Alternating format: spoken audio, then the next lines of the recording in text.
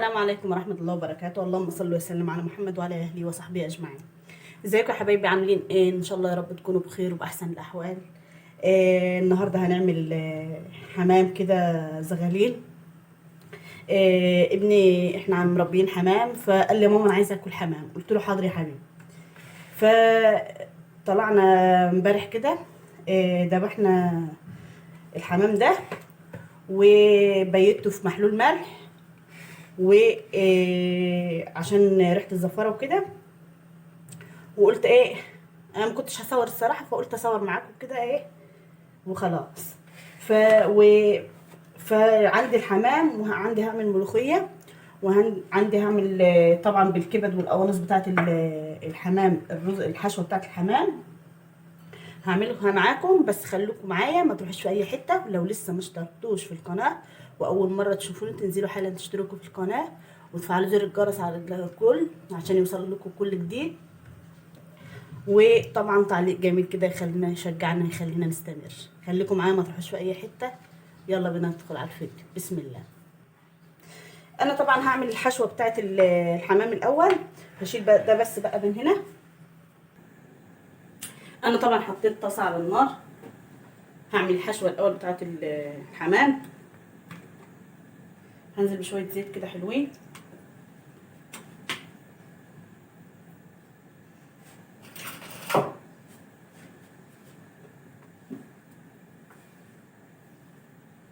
وحته زبده.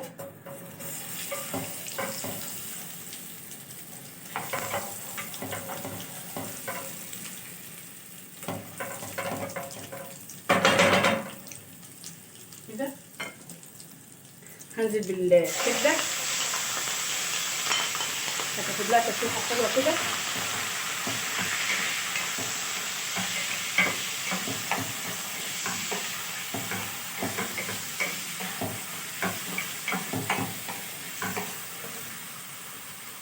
انزل بقى بالبهارات بتاعتي.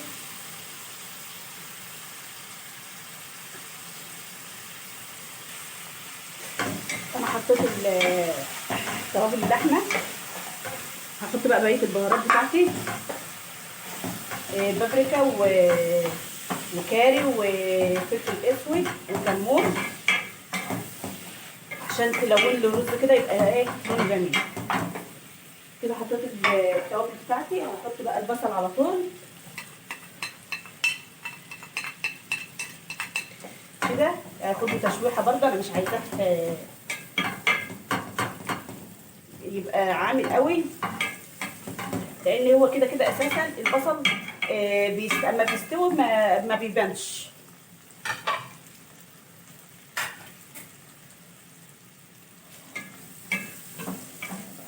في ناس بتحشي الحمام بخلطه المحشي عادي برضو جدا. ممكن تحشيه باي حاجه انت عايزاها، ان شاء الله يكون رز عادي بس من غير كبد وقوانص. انا هحط فلفل قرن فلفل حامي وقرن فلفل رومي كده.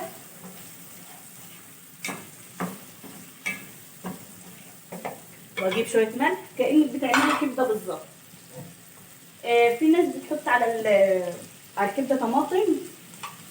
انا من الناس دي بتديها طعم حلو، بس احنا مش بنعمل كبده يا جماعه، احنا بنعمل الحشوه بتاعت الحمام. هحط عليها جزر كمان. اهي الجزر هيديها طعم مسكر كده للحشوه، هتبقى طعمها جميل قوي. حطيت الجزر وهنزل بقى بايه، بحوالي نص طماطميه كده. واجيب بقى الملح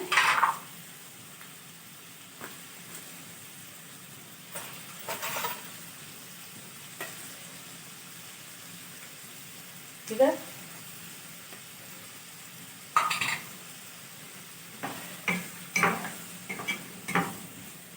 واسيبها دقيقتين ثلاثه كده ايه تاخد وتدي مع نفسها على ما اغسل شويه الرز. خليكم معايا، ما تروحوش في اي حته. ولو وصلتوا معايا في الفيديو لحد هنا تعملي لي اشتراك وتحطي لي لايك وتعليق جميل كده، خلينا نستمر. خليكم معانا، ما تروحوش في حته.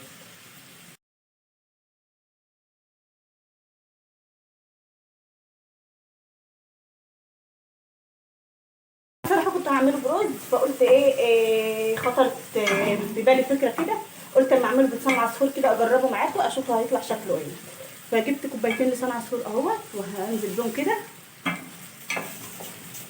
وهشوحه برده كده. وهجيب بقى إيه ورقه لورا عليه.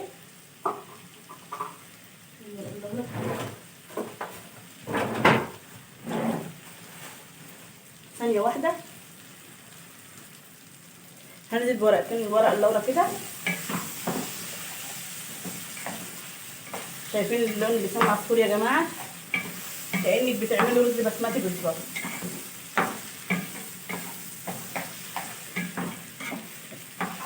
شايفين؟ انا بقى عندي بغل ميه، عندي ميه مغليه، هجيب كوبايتين ميه مغليه وهنزل بيهم على الرز، على لسان العصفور كده.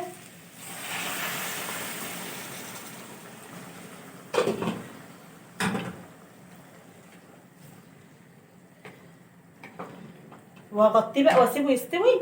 عقبال ما يستوي هنكون احنا حضرنا باقي الحاجه اللي معانا كده. زود بس شويه كده.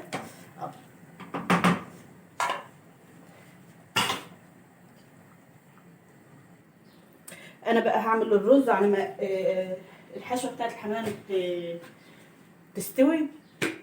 هجيب زيت برضو، معلقه زبده كده.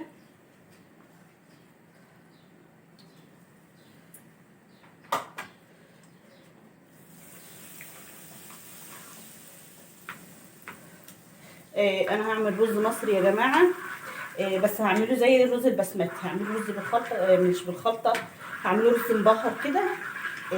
بيبقى جميل قوي يا جماعه. انا عملته مره في القناه قبل كده، بس هعمله معاكم تاني. هنزل بقى بالتوابل بتاعتي كده اهيت.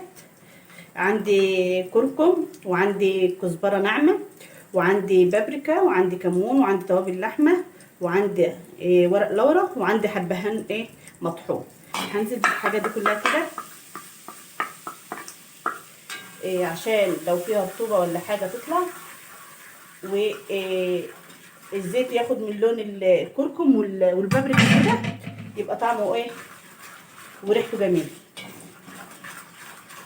هعمل كده. هجيب برضو عندي رشه جوز الطيب اهيت برضو،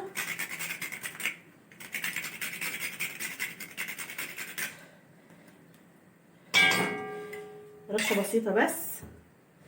وهنزل بقى بالرز بتاعي.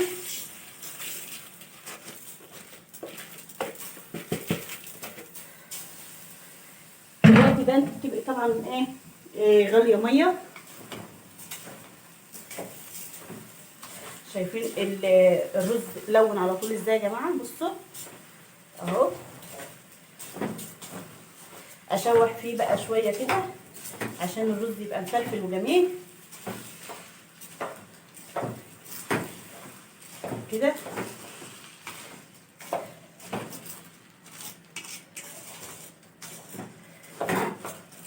زي ما انتم شايفين كده. هشوح فيه بتاع حوالي 5 دقايق كده.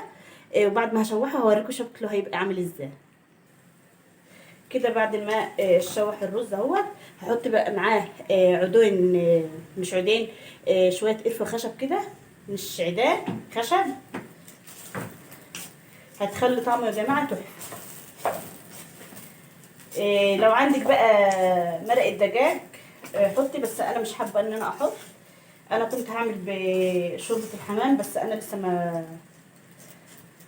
ما عملتش الحمام يعني. فقلت هعمله بميه كده وخلاص. طبعا ميه مغليه اهي.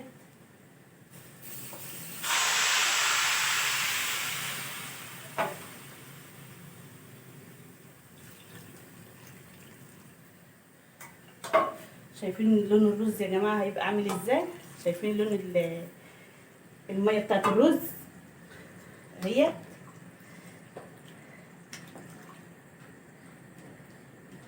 انا طبعا لسه ما حطيتش الملح،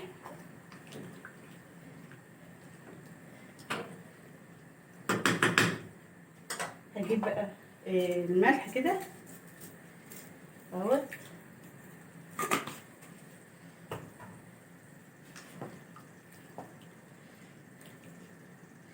واغطيه بقى اسيبه يستوي، وهنشوف معانا نكمل الحاجه اللي هنعملها.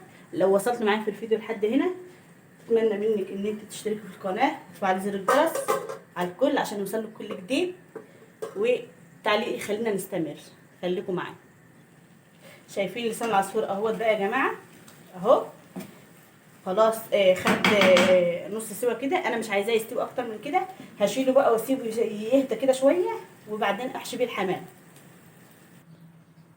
انا بقى يا جماعه كنت حطيت الحمام كده في مصفى عشان لو في سوائل او حاجه او ميه ما تختلطش بالحشوه اللي انا حطاها. انا بقى هجيب الحمامه كده اهيت زي ما حضراتكم شايفين كده،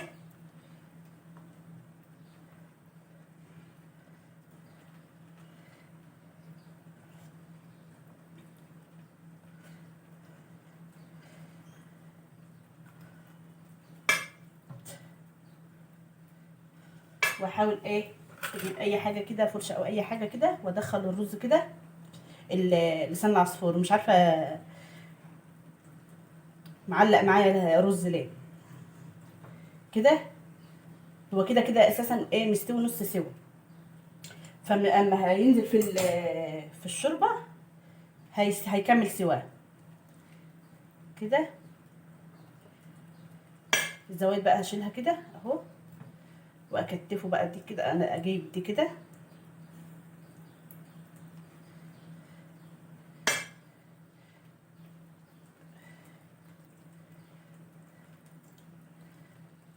كده، واحاول ان انا ما يبقاش فيه لسان عصفور طالع يا جماعه كده اهو.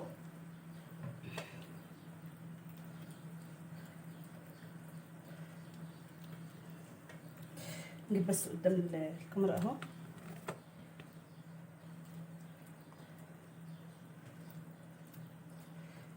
كده زي ما حضراتكم شايفين كده.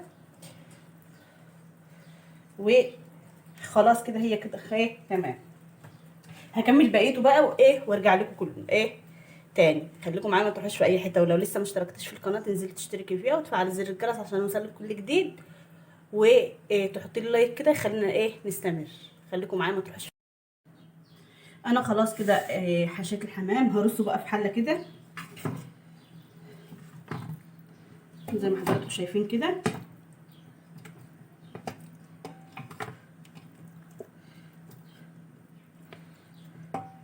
طبعا بنبقى في الوقت دوت عايزه تعمليه تشويحه كده وما يبقاش ليه شوربه، عادي مش مشكله. عايزه تعمليه بشوربه زي ما انا هعمله كده. انا كده خلاص حطيت الحمام كده. هجيب بقى عندي طماطمايه وبصله وجزرايه، هنزل بهم كده عليهم كلهم كده. وهجيب بقى الملح بتاعي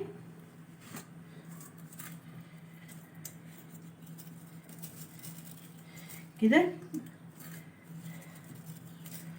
هنزل بالملح، واجيب شويه كزبره ناعمه برضو اهوت، و حبهان حصى اهوت،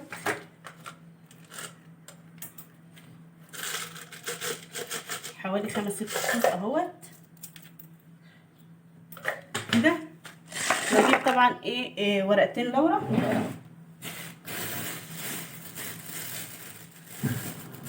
هنزل بهم كده. وهجيب طبعا عليها بقى ميه مغليه. انا طبعا غاليه الميه عندي اهيت، بس ما تكونش مغليه قوي يا جماعه، تكون على اول الغلوان كده. هنزل بقى بالميه كده كلها اهيت، بحيث ان الحمام يكون غطسان فيها. وهحطها بقى على النار، ولما يستوي هرجع لكم تاني ونشوف هنكمل ازاي. خليكم معايا ما تروحوش في اي حته، ولو لسه ما اشتركتيش في القناه تشتركي فيها وتفعلي زر الجرس عشان يوصل لك كل جديد. خليكم معايا ما تروحوش في اي حته. هنا بقى هشوف الحمام استوى هو كده زي ما حضراتكم شايفين كده اهو استوى كده. هخرجه بقى من الشوربه بتاعته كده اهو مستوي خالص اهوت. اخرجه بقى من الشوربه بتاعته كده عشان ايه نكمل نعمل الملوخيه بتاعتنا بقى الجميله. ونحط الحمام ده في الفرن. انا مش هحمره في الزيت يا جماعه، انا هعمل له حته زبده كده وهدهنه بيها وهدخله الفرن على الشوايه بس، هيبقى طعمه جميل قوي.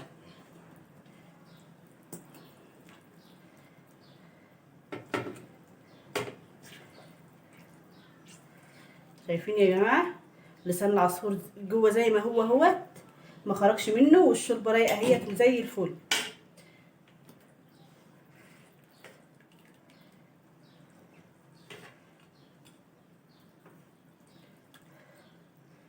كده احط ده بقى هنا واشيل الشوربه دي كده واجيب بقى الشوربه اللي هعمل بها الملوخيه. انا كنت خدت من الشوربه ساعه ما غليت كده شويه شوربه كده جمال كده. هسيبها بقى لما تغلي واكمل معاكم الملوخيه. انا بقى عملت الصوص اللي هاكل بيه الحمام عشان ادخله الفرن. معلش الحته دي بس ما تصورتش مني. انا حطيت معلقتين صلصه على معلقه زبده وشويه زيت بسيط كده وملح وشويه فلفل اسود وشويه حبهان مطحون، بس مش عايزه اكتر من كده. انا كنت حطاها كده بس عشان الزبده تسيح. هشيلها بقى احط الشوربه تاني عشان تكمل الملوخيه. دهنت الصينيه هنا كده بالصوص بتاعي، وهجيب بقى الصينيه كده احطها واخد من الصوص بتاعي كده واحطه على وشها كده. شايفين يا جماعه من قبل ما تدخل الفرن اهي شكلها جميل.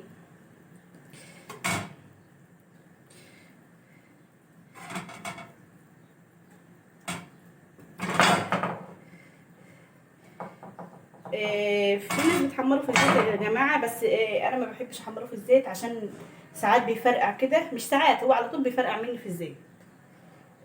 فما عشان البهدله وكده، وبخاف انا صراحه من الزيت، وبخاف من الحاجات اللي بتبقى الحوادث اللي بتحصل في المطبخ دي. ربنا يعافينا ويعافيكم. زي ما حضراتكم شايفين كده انا بقى هخلصهم كلهم كده وارصهم في الصواني وادخلهم على شوايه الفرن على نار هاديه كده، بحيث ان هي برده ما ينشفش مني ويبقى طري كده وجميل. انا بقى حطيت الحمام في الفرن. هجيب بقى الملوخيه بتاعتي اهيت عشان بس انا مخرطاها بقالها فتره اهيت. هنزل بقى بيها كده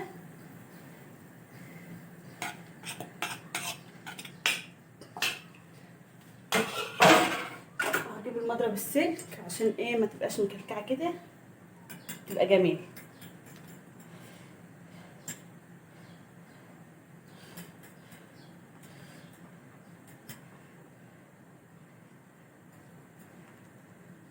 زي ما حضراتكم شايفين كده.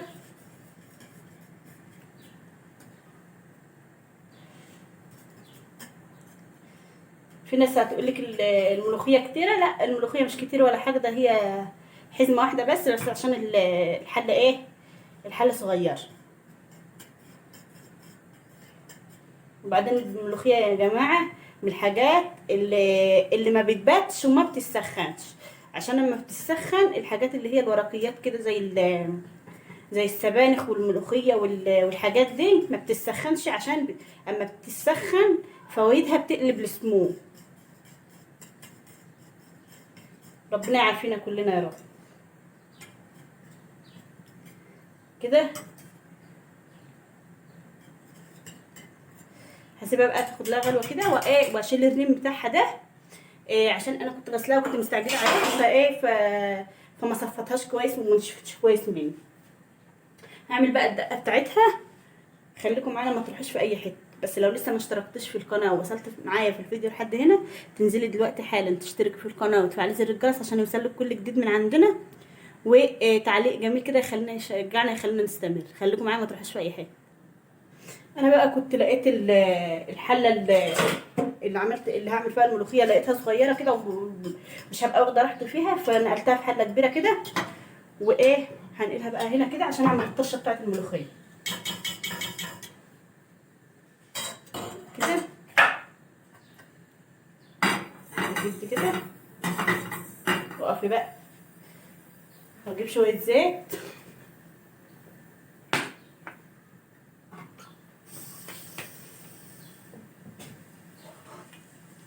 وانزل بايه بقى. عندي فلفل اخضر وعندي التوم يا جماعه اللي كنت مفرزاه اهو. الناس قالت هيصفر ومش هيصفر اهو، ما اصفرش ابيض زي الفل اهو. وعندي كزبره ناشفه. هنزل بقى بالفلفل الاخضر كده، اخد التشويحه الاول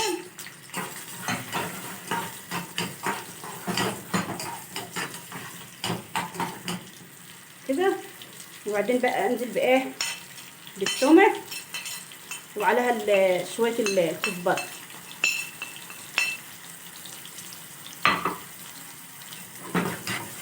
هعمل كده بقى.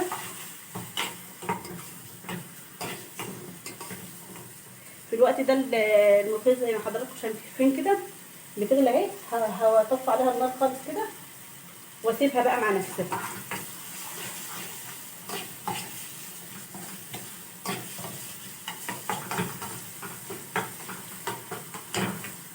الطشه دي بتاعتي بقى يبدا التوم بقى يصفر كده والروايح تطلع بتاعتها كده، واجي طشها على الملوخيه. في الوقت ده برضو الحمام لسه في الفرن بيتحمر، هيطلع وهوريهولكوا دلوقتي حالا.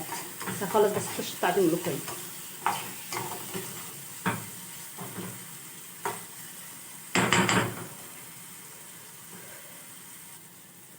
شايفين بقى يا جماعه اهي احمرت وبقت زي الفل اهي. انزل بقى على الملوخيه بقى كده والشهقه بتاعتنا كده. واسيبها بقى ايه تاخد وتدي مع نفسها.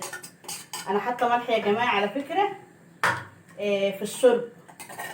الشوربه بتاعت الحمام فيها الحدق بتاعها. هدوقها برضو، هدوق الملوخيه برضو، هشوف لو عايزه شويه ملح نزودها شويه ملح.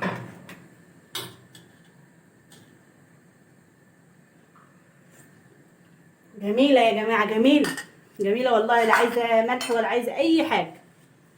هحطها هنا بقى ايه كده. وخلاص كده الملوخيه خلصت والرز خلص والحمام خلص. فاضل بس ايه يطلع من الفرن كده واوريهولكم. خليكم معايا ما تروحوش في اي حته. شايفين يا جماعه بقى الحمام عامل ازاي. هجيب بقى الماسك بتاعي وايه واقلبه كده عشان ايه يتحمر من اليمه التاني، عشان انا ايه مش مشغله الفرن من تحت، انا مشغله بس الشوايه كده.